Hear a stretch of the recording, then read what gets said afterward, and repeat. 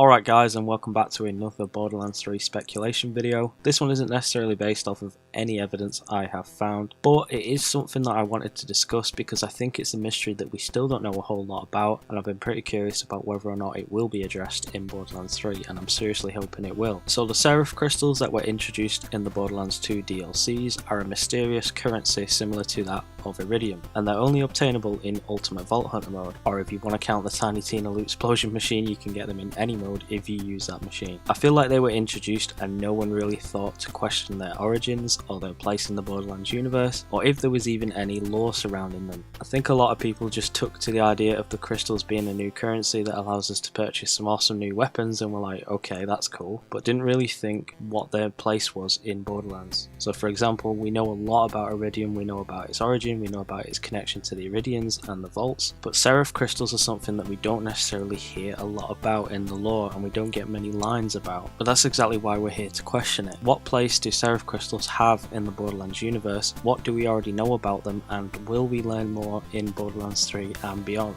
As I said earlier, we really don't know all that much about them. In fact, our only actual method of learning anything about these crystals is by reading the dialogue lines from the Seraph Vendor that you can find in the Oasis, the Badass Creator of Badassitude, the Hunter's Grotto, and Flame Rock Refuge. I've quite literally scoured the wiki and the Borderlands Reddit, and there is virtually no information or any existing theories or anything out there about Seraph Crystals, or even the Seraph Vendor himself and the Seraph Guardians. The only information we actually get comes from the Seraph Vendor in-game. So let's jump into a few of his dialogue lines. So I'm just going to read over some of the more interesting ones we get that could spark some kind of discussion. The most interesting and thought-provoking one in my eyes is the one which reads, "Eridium is not the only treasure the Vaults gave us," which of course is arguably a massive piece of information in regards to Seraph lore. It basically confirms that the opening of the Vault on Pandora led to not only the release of Eridium, which we know is massively important, but also the release of the Seraph Crystals. Now we know that the Eridian race utilised Eridium to draw their power, so what if there existed, or exists, a race of Seraphim who drew their power from the Seraph Crystals?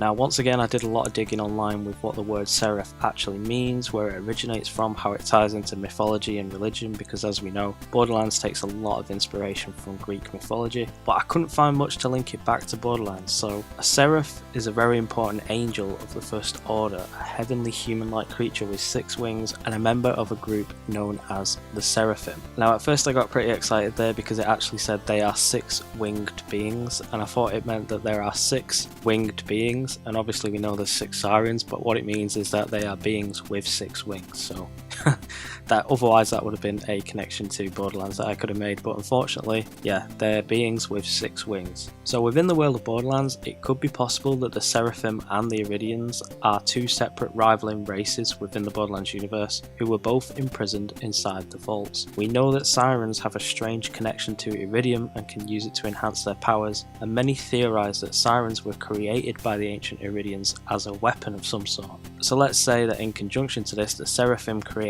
the Seraph Guardians. The Seraph Guardians in Borderlands 2 are the raid bosses Hyperius, Master Guy, Pyro Pete, Veracidus, and the Ancient Dragons of Destruction. However, since the Tiny Tina's Assault on Dragon Keep DLC is pretty much fictional and did not actually happen, let's disregard the dragons as being actual canon Seraph Guardians. So we have Hyperius, Pyropete and Master Guy, who are all Seraph Guardians and who are all male humans, just like how Sirens are all female humans, but the only exception to this is Veracidus, which is really annoying because it pokes a hole in a theory that I wanted to discuss, which is, what if Troy Calypso is not in fact a Siren but instead a Seraph? What if Sirens and Seraphs are 2 entities which can exist within the Borderlands universe, both cut from the very same cloth? What if male Sirens are not Sirens at all, but instead Seraphs, and those red glowy vials or crystals around Troy's neck, what if those are actually Seraph Crystals and he's drawing power from them? I know this theory may be a little bit of a stretch because Seraph Crystals are actually pink and they're not red, but pink and red are kind of close. I think I'm just wanting something to be true that isn't, but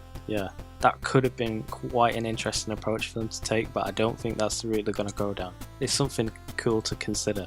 nonetheless. Also, we did get a spoilerish cutscene from Borderlands 3, which I'm not going to discuss, but I'll have it linked down below in the description to HAYDER Hype's video if you want to go check it out. And it kind of confirms the Troy thing to not be true. We kind of learn what Troy is in a way, but I'm not going to say anything about it in this video because I'm much against spoilers and stuff like that, but I have ended up seeing it because I am essentially, at the end of the day, a Borderlands YouTuber, a Borderlands news channel, and these are the type of things that I have to learn about, so I decided to watch it.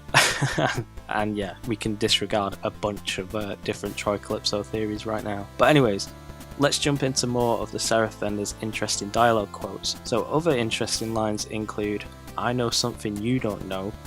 Can you feel them looking back at you? The Seraph's mystery in exchange for baubles. The quest for the crystals will take you to many places. The Seraphs hold many secrets. Nakayama wasted his time with Jack when he could have pursued a real power. And the fools at Torg know nothing of the Vault's real power." Now there's so much to dive into there and speculate and discuss with all these different quotes, but the conclusion that I can come to is that there is definitely something deeper going on here with the Seraph Crystals, and there's a lot left to learn about them, and I hope that the lore will be explored more in Borderlands 3. I mean, is there any particular reason why they'd have all these mysterious, ambiguous quotes from the Seraph Vendor just for them to not lead anywhere and for us to not learn more in Borderlands 3 or beyond? In fact, I do hope we actually get to see the Seraph Vendor again in Borderlands 3, because that line that says, "The secrets of the Seraph Crystals in exchange for baubles," leads me to believe that the Seraph Vendor himself is obsessed with the Seraphs and is trying to learn more about them, and is perhaps studying them. Kind of similar to Tannis in a way, because we know Tannis is obsessed with Eridium and the Vaults and the Sirens, so the Seraph Vendor could be kind of a Tannis type figure but on the opposite end of things, studying the Seraph Crystals. Could be studying them or something, which is why he wants the crystals from us. But yeah, aside from those Seraph Vendor quotes, there's honestly not a lot more I can really touch on in regards to the Seraph Crystals. I'd like for that Troy Calypso theory to be true about him being a Seraph and not a Siren, but I can't see it happening due to the Veracitus plot hole and then some stuff we know from cutscenes. But even still, there's without a doubt a bunch of stuff about Seraphs and Seraph Crystals that we have yet to learn, and I seriously hope that this is discussed or made important in Borderlands 3 and not just pushed aside and forgotten about as if it didn't even happen. But hey, let me know your thoughts in the comment section, and let me know if you know anything else about Seraphs that I didn't talk about in this video and that I don't actually know myself, because I'm really interested in this topic and I'd love to learn more if you guys have found something through research that I honestly haven't been able to dig up. But that's going to be it for this video, guys. I seriously hope that this has sparked some kind of discussion amongst you guys. That is always my aim. I like to try and bring up topics in my videos that either haven't been discussed before or aren't discussed too often here on YouTube, and I just love theorizing about the future of Borderlands and the deep lore that we all know and love. So thanks as always for coming here and checking out the video. Be sure to drop a like down below if you enjoyed or found any of this information interesting. Consider subscribing if you're new here and love Borderlands content just like this. Thanks again, guys, and as always, I'll see you